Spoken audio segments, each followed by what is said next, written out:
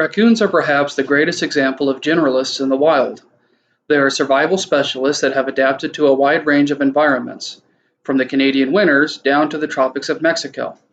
They are omnivores and will eat just about anything that they can find, including berries, bugs, dog food, eggs, and even garbage.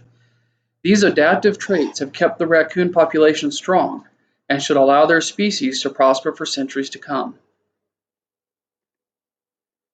A generalist is an individual with a substantial knowledge in one area and adequate knowledge in many other areas.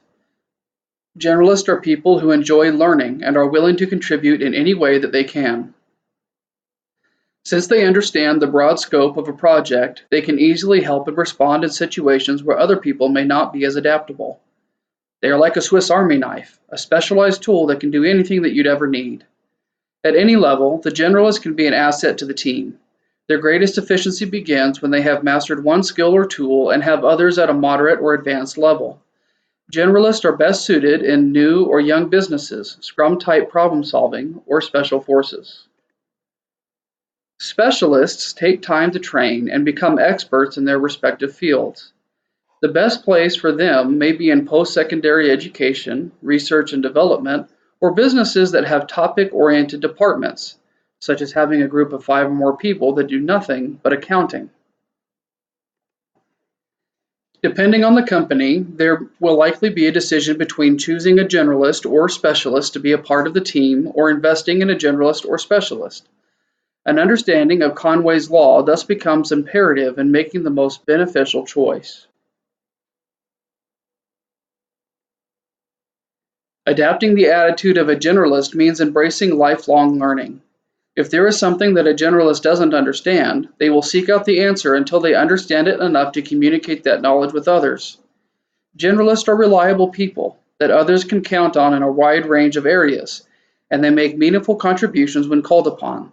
Rather than looking too closely at a problem, generalists take a step back to understand the full scope of it. They will ask these questions. What did we do yesterday?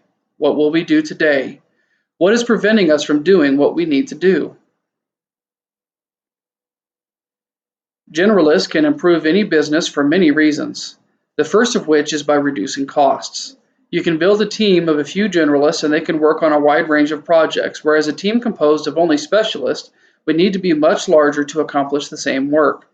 This means by having generalists in the company, you can have few employees, which means less expenses on salaries, less equipment, and less office space.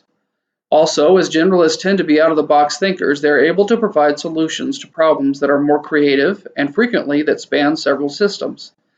These solutions tend to be faster to implement and more stable, which means less downtime for your systems. Also, by having specialists, you eliminate the single points of failure that specialists can cause. If you only have one programmer that specializes in RPG programming, then what happens when that programmer is on vacation or sick or decides to retire?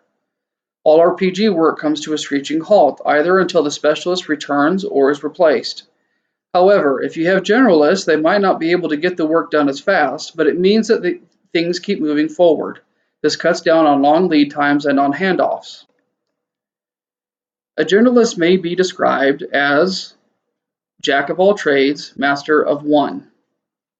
Remember that specialists have a place in industry and can be extremely useful. In general, however, it may be better to encourage teams to be generalists.